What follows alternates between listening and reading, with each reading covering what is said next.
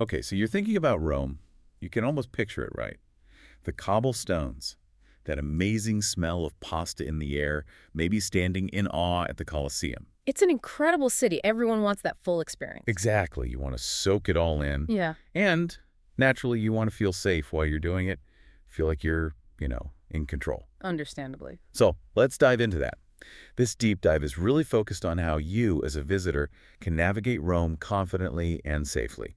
We've pulled together insights from, well, all sorts, travel warnings, safety guides, even firsthand stories for people who've spent time there. And the aim isn't to make anyone nervous. It's the opposite, actually. Right. We want to give you the practical stuff, the awareness, so you can feel secure and just focus on having an amazing time in the Eternal City without being bogged down by worry. So where do we start? I think the overall safety perception is interesting. Rome is generally seen as, well, pretty safe for a major capital city. Yeah, I saw that. Some stats even put it relatively high up in safety rankings for capitals, like top 30 back in 2021. Exactly. So when you ask that basic question, is Rome safe to visit? The general answer leans towards yes, definitely. It provides a sort of baseline confidence. Okay, but safe can mean different things, can it? And for tourists, certain concerns are probably more top of mind. We did see in the official travel advisories, there's that caution about potential terrorist threats, Right. especially in tourist hotspots, transport hubs. Yes, and that's something governments have to mention. It reflects the world we live in, unfortunately. It's a standard warning for many major cities globally. So, But it's also about perspective, isn't it? Like one experienced traveler pointed out in their account, you can't let that kind of low probability, high impact fear paralyze your plans. right, you take reasonable precautions, but focus on the more likely issues. Exactly. And the sources we looked at overwhelmingly point to the more common challenge for visitors being, well, petty crime. Ah, yes. Pickpocketing, scams, maybe grabbing an unattended bag. That seems to be the recurring theme in almost every piece of advice for Rome. Absolutely. That's the main thing tourists need to be actively aware of. And it makes sense when you think about it. Crowded places, everyone looking up at the sights, maybe a bit disoriented. Perfect conditions for a pickpocket. Pretty much. Termini station comes up constantly, especially the back areas at night. Also, crowded buses, certain metro lines, and obviously the big attractions, Trevi Fountain, Colosseum, Vatican City areas. Anywhere there's a huge density of It's tourists. the sheer volume, isn't it?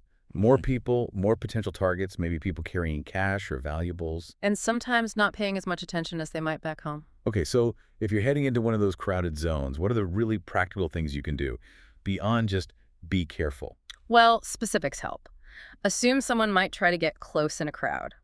Wear your bag crossbody, keep it zipped, and crucially, keep it in front of you, especially on buses or the metro. Following your back. Definitely not your back. And back pockets. Forget about keeping wallets or phones there. That's just asking for trouble. Also, be really wary of distractions. Someone bumps into you, someone drops something, asks you a question very intensely. While their partner is busy somewhere else. Exactly. They often work in pairs or small groups. One distracts, the other acts. It's a classic technique. And it's not just pickpocketing, is it? There are those scams too. We saw mentions of people offering free bracelets or trinkets. Ah, yes, the free gift scam. They put it on you, then demand payment, sometimes aggressively. Or people asking for charity donations with questionable credentials. That too. And sometimes taxi drivers offering a supposed fixed rate that ends up being way higher than the meter. So how do you deal with those? Just ignore them. A polite but firm no grazie usually works for the street offers. Don't feel obligated to engage. For taxis, always use official white metered taxis or a reputable app where the fare is calculated. Makes sense. And there was advice about trying to sort of blend in a bit more, not looking like a stereotypical lost tourist. Yeah, that came up a few times. Obviously, you're a visitor. But maybe avoid standing in the middle of a busy piazza, loudly consulting a huge map, or dripping in expensive jewelry. It just makes you stand out less as a potential target. Less of an obvious mark. Right. And it's worth remembering, too, that these things tend to spike during peak season, summer, autumn, just because there are more tourists around, more opportunities. Now, what about specific areas beyond the main tourist sites? Are there neighborhoods people should be maybe a bit more cautious in? We saw some names mentioned. Yes, and it's a bit nuanced. Take Esquilino, the area around Termini Station. It gets mentioned partly because it is so central and busy, lots of people passing through, including immigrants, which unfortunately makes it a target-rich environment for petty criminals. So convenient location, but that convenience has a downside. Potentially, yes, especially around the station itself at night. It's an area where visitors staying nearby should just be extra vigilant. Expats sometimes like it for the diversity, but caution is advised. And what about areas further out?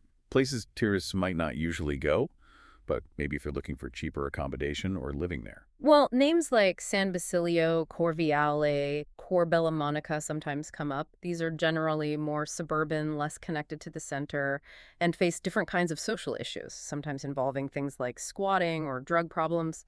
Tourists are pretty unlikely to end up there unless they're specifically seeking out alternative accommodation, which might not be the wisest choice from a safety perspective. Okay. And even within the central areas, besides the big monuments. Yeah, places with high foot traffic, but maybe less police presence than, say, the Forum, like Vittorio Square or around Tiburtina and Ostian stations, still busy transport hubs where you need to be alert. And generally, any isolated street late at night or quiet corners of metro stations warrant caution anywhere in the world, Rome included. Right, standard city smarts. So pulling it all together, what are the kind of overarching safety tips, the general advice that applies anywhere in Rome? Well, a lot of it comes down to common sense, really. Pay attention to your surroundings. Trust your gut instinct if a situation feels wrong. Remove yourself from it. Don't be overly trusting. Exactly. Don't flash valuables or large amounts of cash. Try not to look vulnerable or completely lost, even if you are for a moment. It's not about being scared, just careful. And if you're out at night, especially alone, Standard advice applies. Be mindful of alcohol intake. Stay hydrated. Know how you're getting back to your accommodation. okay. What about getting around? Transportation seems like a key area for visitors. It really is. Public transport at night can be a bit hit or miss in terms of frequency. Crossing streets needs serious attention. Drivers can be assertive, and traffic flow near landmarks like the Colosseum can be fast and unpredictable.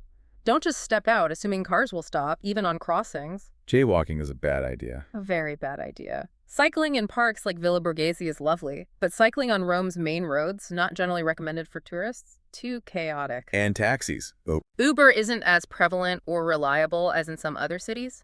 Stick to the official white taxis we mentioned. Use the meter or apps like FreeNow. Public transport is generally good and efficient for getting around the main sites, but again, that's prime pickpocketing territory, so bags in front, stay alert. right. Let's shift to the prep side of things. What should people sort out before they even get on the plane? Oh, definitely travel insurance. That's non-negotiable. Covers theft, medical emergencies, cancellations, essential peace of mind. Good point. Anything else? Pack good, comfortable walking shoes. You'll walk miles on uneven cobblestones. Maybe a small first aid kit for blisters or minor scrapes.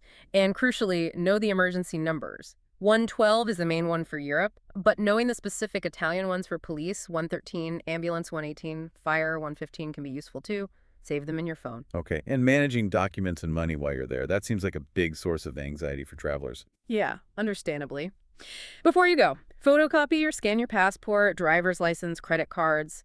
Keep digital copies cloud stored or emailed to yourself, and physical copies separate from the originals. Leave another copy with someone back home. Good backup plan. When you're out sightseeing, maybe only carry one credit card and a bit of cash. Leave backup cards secured in your hotel safe or locked luggage, and be aware that American Express isn't accepted everywhere.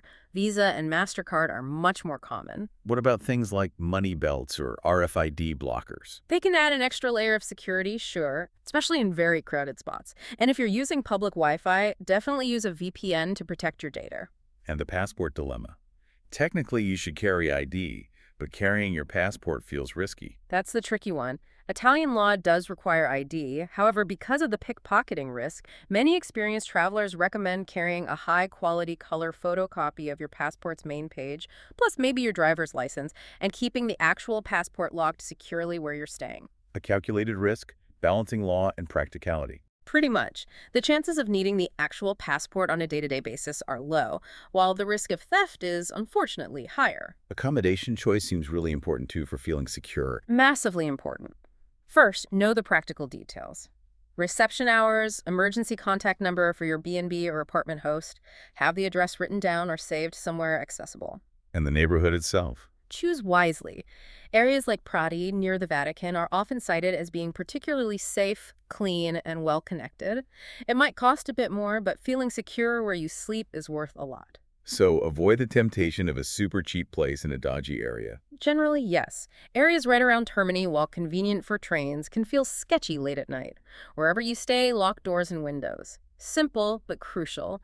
Consider insurance covering personal belongings in your room, too. Makes sense.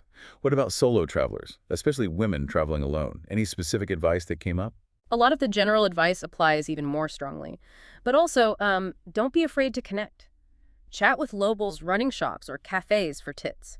Joining a group activity like a walking tour, a food tour, or a cooking class is a great way to meet people and explore safely. Good idea. Less isolating. Exactly. Trust your gut. If someone's making you uncomfortable, a persistent vendor, or just someone being overly familiar, a firm no grossi, and walking away is perfectly acceptable. Set your boundaries. And for solo women specifically. Again, prioritizing that safe, well-located accommodation is key. Walking confidently, even if you're briefly lost, can help deter unwanted attention. And just, remembering that traveling solo is an amazing, empowering thing. Be aware, be smart, but savor the experience. Rome is generally considered safe for solo female travelers who take these standard precautions. It's good to hear that balance.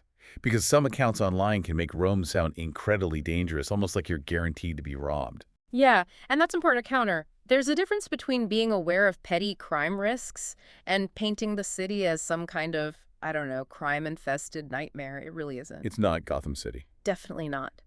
You'll often see police, carabinieri, polizia, especially around major tourist sites. That visibility helps. Millions upon millions of tourists visit Rome every year and have a fantastic, trouble-free time. So common sense, the specific precautions we've discussed, that's usually enough. For the vast majority of people, absolutely. It's about being informed, not intimidated. Okay, so wrapping this up, the core message seems to be know the risks, mainly petty crime, take sensible targeted precautions, trust your instincts. And then just go and enjoy Rome. It's an extraordinary place. Don't let unfounded fear ruin what should be an incredible trip. And hopefully for you listening, this deep dive gives you that practical toolkit, that confidence to feel prepared, and honestly, just really excited about your trip, focusing on the amazing things you'll see and do. Absolutely. Which leads to a final thought, perhaps. How might actually understanding these common visitor challenges, the pickpocketing awareness, the transport quirks, how might that awareness actually enhance your connection to the real city? Interesting. Like by navigating it more consciously. Yeah. By being more observant, maybe you notice different details, interact differently, perhaps discover things off the main tourist track, precisely because you're navigating with that slightly heightened sense of awareness. What hidden gems might you find?